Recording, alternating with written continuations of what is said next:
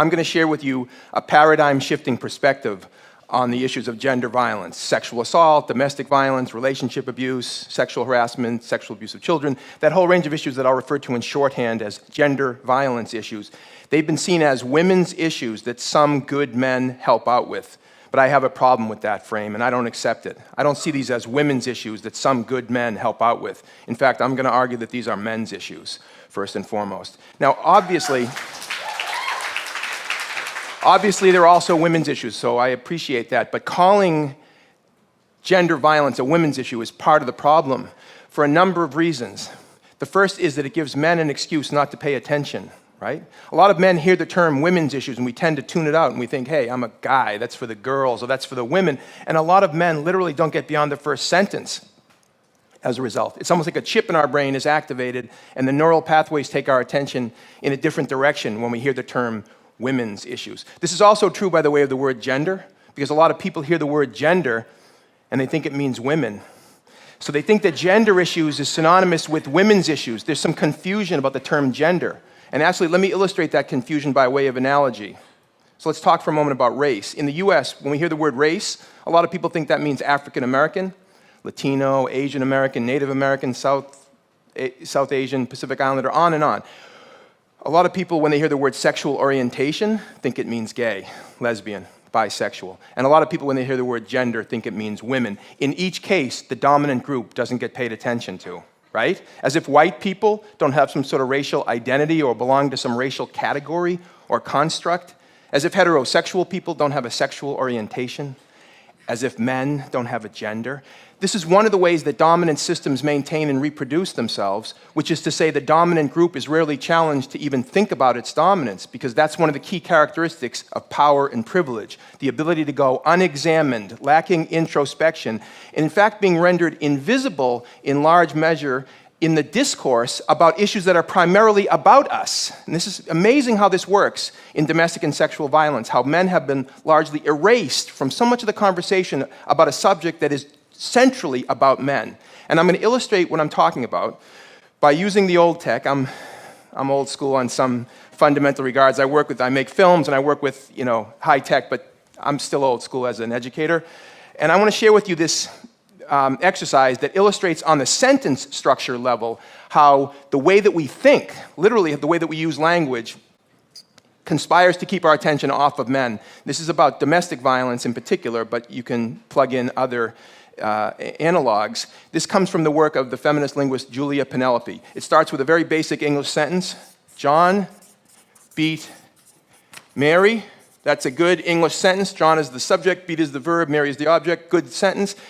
Now we're going to move to the second sentence, which says the same thing in the passive voice.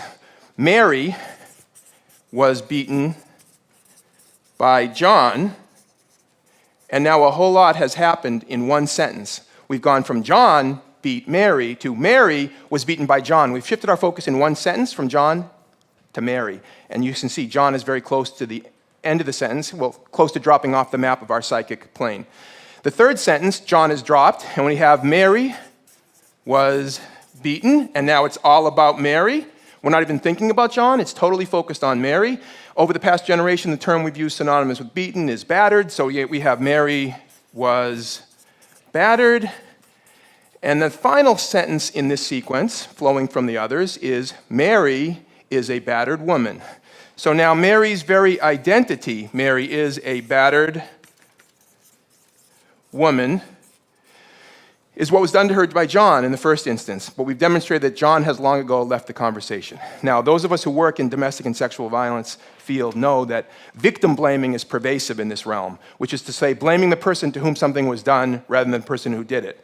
And we say things like, why do these women go out with these men? Why are they attracted to these men? Why do they keep going back? What was she wearing at that party? What a stupid thing to do. Why was she drinking with that group of guys in that hotel room?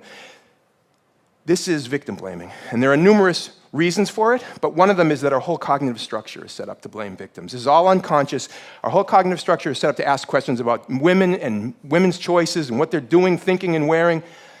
And I'm not going to shout down people who ask questions about women. Okay, it's a legitimate thing to ask. But let's be clear, asking questions about Mary is not going to get us anywhere in terms of preventing violence. We have to ask a different set of questions. And you can see where I'm going with this, right? The questions are, not about Mary, they're about John. The questions include things like, why does John beat Mary? Why is domestic violence still a big problem in the United States and all over the world? What's going on? Why do so many men abuse physically, emotionally, and verbally and other ways the women and girls and the men and boys that they claim to love? What's going on with men? Why do so many adult men sexually abuse little girls and little boys? Why is that a common problem in our society and all over the world today? Why? Why do we hear over and over again about new scandals erupting in major institutions like the Catholic Church or the Penn State football program or the Boy Scouts of America, on and on and on, and then local communities all over the country and all the world, right? We hear about it all the time. Sexual abuse of children. What's going on with men? Why do so many men rape women in our society and around the world? Why do so many men rape other men? What is going on with men? And then what is the role of the various institutions in our society that are helping to produce abusive men at pandemic rates? Because this isn't about individual perpetrators. That's a naive way to understanding what is a much deeper and more systematic social problem.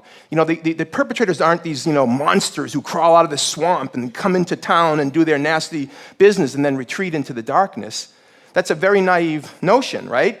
Perpetrators are much more normal than that and everyday than that. So the question is, what are we doing here in our society and in the world? What are the roles of the various institutions in helping to produce abusive men? What's the role of religious belief systems, the sports culture, the pornography culture, the family structure, economics and how that intersects, and race and ethnicity and how that intersects? How does all this work?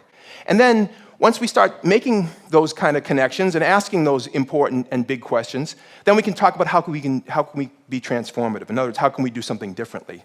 How can we change the practices? How can we change the socialization of boys and the definitions of manhood that lead to these current outcomes? These are the kind of questions that we need to be asking and the kind of work that we need to be doing, but if we're endlessly focused on what women are doing and thinking in relationships or elsewhere, we're not going to get to that piece. Now, I understand that a lot of women who have been trying to speak out about these issues today and yesterday and for years and years often get shouted down for their efforts. They get called nasty names like male basher and man hater and the disgusting and offensive feminazi, right? And you know what all this is about? It's called kill the messenger. It's because the women who are standing up and speaking out for themselves and for other women, as well as for men and boys, it's a statement to them to sit down and shut up. Keep the current system in place because we don't like it when people rock the boat. We don't like it when people challenge our power. You better sit down and shut up, basically. And thank goodness that women haven't done that. Thank goodness that we live in a world where there's so much women's leadership that can counteract that.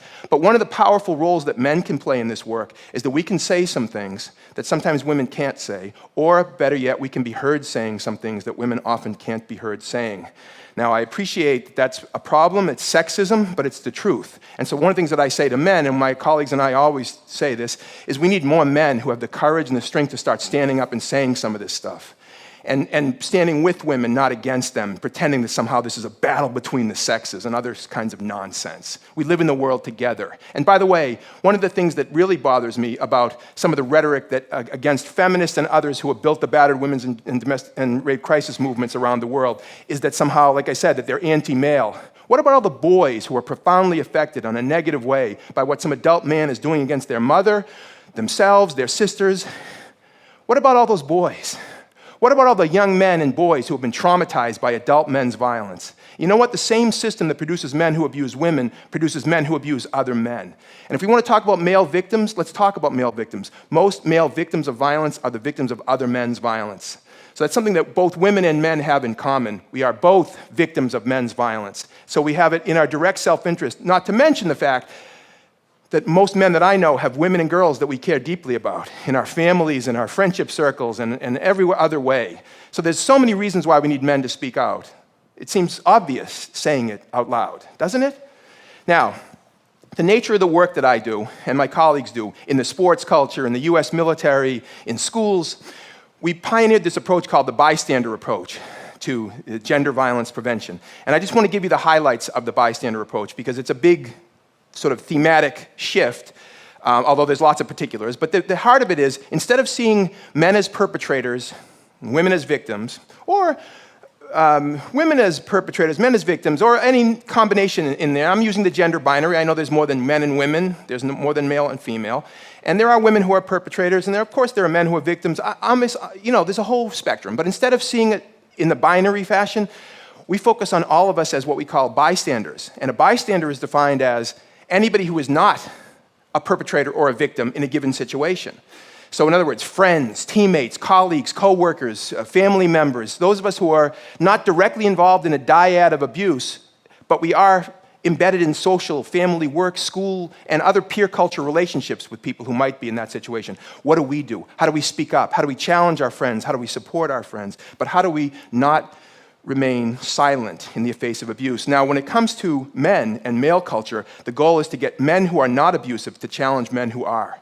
And when I say abusive, I don't mean just men who are beating women. We're not just saying that a man whose friend is abusing his girlfriend needs to stop the guy at the moment of attack. I mean, that's a naive way of creating a social change.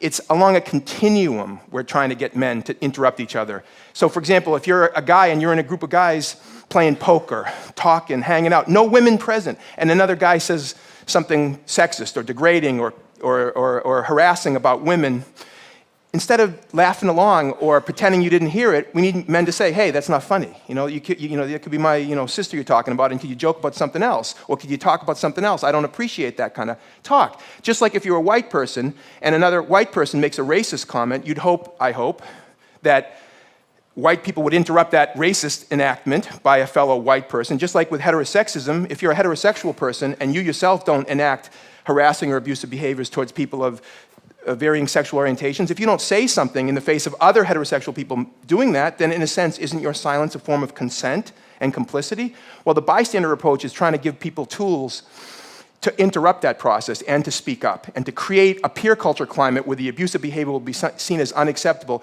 not just because it's illegal, but because it's wrong and unacceptable in the peer culture. And if we can get to the place where men who act out in sexist ways will lose status, young men and boys who act out in sexist and harassing ways towards girls and women, as well as towards other boys and men, will lose status as a result of it, guess what? We'll see a radical diminution of the abuse, because the typical perpetrator is not sick and twisted. He's a normal guy in every other way, isn't he? Now, among the many great things that Martin Luther King said in his short life was, in the end, what'll hurt the most is not the words of our enemies, but the silence of our friends. In the end, what'll hurt the most is not the words of our enemies, but the silence of our friends. There's been an awful lot of silence in male culture about this ongoing tragedy of men's violence against women and children, hasn't there? There's been an awful lot of silence. And all I'm saying is that we need to break that silence, and we need more men to do that. Now, it's easier said than done, because I'm saying it now, but I'm telling you, it's not easy in male culture for guys to challenge each other, which is one of the reasons why part of the paradigm shift that has to happen is not just understanding these issues as men's issues, but they're also leadership issues for men. Because ultimately, the responsibility for taking a stand on these issues should not fall on the shoulder of little boys or teenage boys in high school or college men. It should be on adult men with power. Adult men with power are the ones we need to be holding accountable for being leaders on these issues. Because when somebody speaks up in a peer culture and challenges and interrupts, he or she is being a leader, really, right? But on a big scale, we need more adult men with power to start prioritizing these issues. And we haven't seen that yet, have we? Now, I was at a dinner a number of years ago, and I work extensively with the US military, all the services. And I was at this dinner, and this woman said to me, I think she thought she was a little clever, she said, so how long have you been doing sensitivity training with the Marines?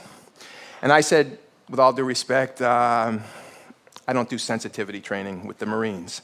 I run a leadership program in the Marine Corps. Now, I know it's a bit pompous, my response, but it's an important distinction, because I don't believe that what we need is sensitivity training. We need leadership training. Because, for example, when a professional coach or manager of a baseball team or a football team, and I work extensively in that realm as well, makes a sexist comment, makes a homophobic statement, makes a racist comment, there'll be discussions on the sports blogs and in sports talk radio, and some people will say, well, he needs sensitivity training, and other people will say, well, get off it, that's political correctness, run amok, and he made a stupid statement, move on. My argument is he doesn't need sensitivity training, he needs leadership training, because he's being a bad leader. Because in a society with gender diversity and sexual diversity and racial and ethnic diversity, you make those kind of comments, you're failing at your leadership. If we can make this point that I'm making to powerful men and women in our society at all levels of institutional authority and power, it's going to change. It's going to change the paradigm of people's thinking. You know, for example, I work a lot in college and university athletics throughout North America, right? We know so much about how to prevent domestic and sexual violence, right? There's no excuse for a college or university to not have domestic and sexual violence prevention training mandated for all student athletes, coaches, and administrators as part of their educational process. We know enough to know that we can easily do that, but you know what's missing? The leadership. But it's not the leadership of student athletes. It's the leadership of the athletic director, the president of the university, the people in charge who make decisions about resources and who make decisions about priorities in the institutional settings, right? That's a failure, in most cases, of men's leadership. Look at Penn State. Penn State is the mother of all teachable moments for the bystander approach. You had so many situations in that realm where men in powerful positions failed to act to protect children, in this case, boys. It's unbelievable, really. But when you get into it, you realize there are pressures on men. There are constraints within peer cultures on men, which is why we need to encourage men to break through those pressures. And one of the ways to do that is to say there's an awful lot of men who care deeply about these issues. I know this. I work with men, and I've been working with tens of thousands, hundreds of thousands of men for many, many decades now.